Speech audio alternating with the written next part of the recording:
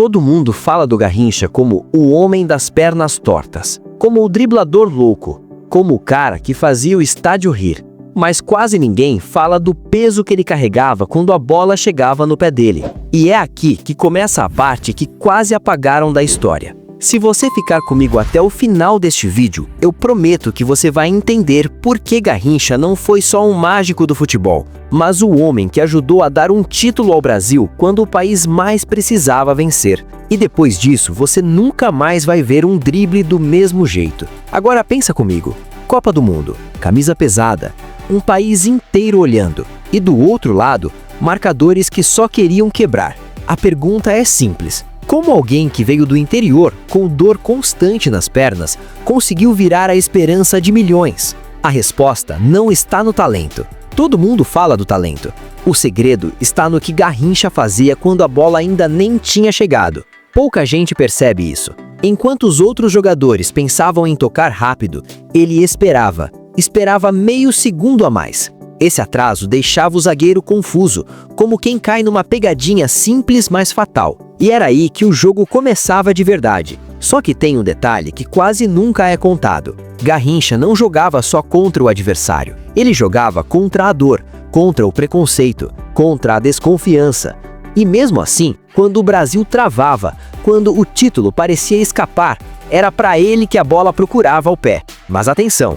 O drible mais importante de Garrincha não foi em campo aberto, foi em uma partida específica, no momento em que errar significava acabar com o sonho. E é exatamente isso que eu vou te contar, onde tudo muda e o Brasil começa de verdade a acreditar. Chegamos ao jogo que separa os bons dos eternos. Brasil pressionado, nervos à flor da pele. O título parecia escorrer pelos dedos como sabão molhado. E nesse cenário pesado, Garrincha não entrou correndo, ele entrou andando, como quem diz sem falar nada.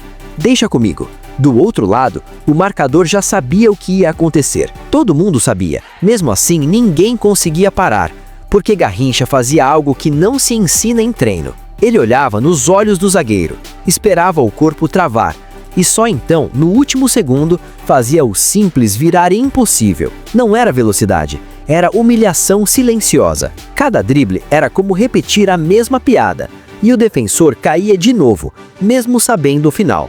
E foi assim que o jogo virou, não de uma vez, mas pedaço por pedaço. Um drible aqui, uma falta ali, um cruzamento venenoso. O estádio começou a entender.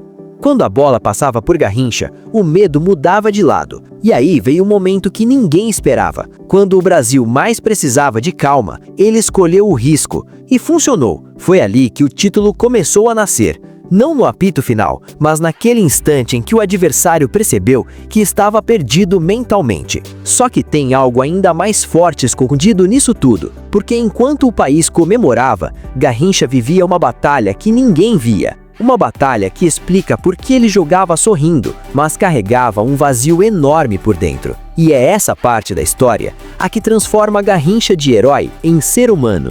Enquanto o Brasil gritava o nome dele, Garrincha voltava para o silêncio. E é aqui que a história fica desconfortável, porque o mesmo homem que desmontava defesas com um sorriso, fora de campo era tratado como alguém descartável. Pouca gente te conta isso. Ele não era ouvido, não era protegido e quase nunca era entendido. Mesmo sendo decisivo, Garrincha era visto como um talento que apareceu por acaso, como se tudo fosse sorte. Mas deixa eu te contar uma coisa que muda tudo. A dor que ele sentia nas pernas não ia embora depois do jogo. Ela dormia com ele, acordava com ele. Ainda assim, quando a camisa do Brasil pesava, ele esquecia de si mesmo. E isso explica algo que confunde até hoje. Por que Garrincha não jogava para ser o melhor do mundo? Ele jogava para fazer o povo feliz. Enquanto outros buscavam aplauso, ele buscava riso. E isso criou um problema enorme. Porque quem joga só para agradar, normalmente se esquece de se proteger. O Brasil ganhou jogos, ganhou confiança, ganhou caminho para o título. Mas Garrincha ia ficando para trás, cansado, explorado, machucado por dentro e por fora. E mesmo assim, quando chegou o jogo que selaria tudo, o jogo que definiria o título, ninguém teve dúvida de quem precisava estar em campo.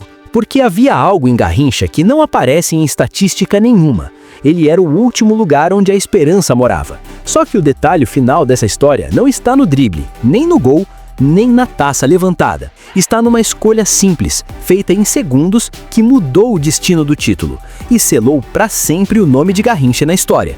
E é exatamente essa escolha, a que quase ninguém percebeu. O último jogo chegou, e com ele o peso que não aparece na televisão. Brasil perto do título, mas perto também do colapso. O adversário fechou tudo. O jogo ficou duro, sem espaço, sem sorriso. E aí veio a escolha. Qualquer outro jogador teria segurado a bola, esperado ajuda, ganhado tempo. Garrincha não.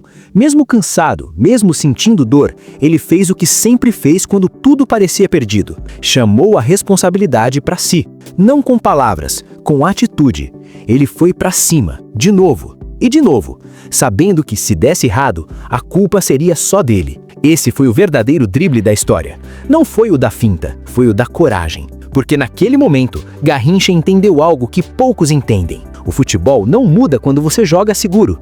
Ele muda quando alguém aceita pagar o preço. E foi assim que o título foi construído. Não em um lance isolado, mas na insistência, na teimosia, na alegria que desarma o medo. Garrincha ajudou a dar um título ao Brasil não porque era perfeito, mas porque nunca fugiu quando o jogo pedia a alma. Por isso, o nome dele atravessou gerações. Por isso, o drible dele ainda vive.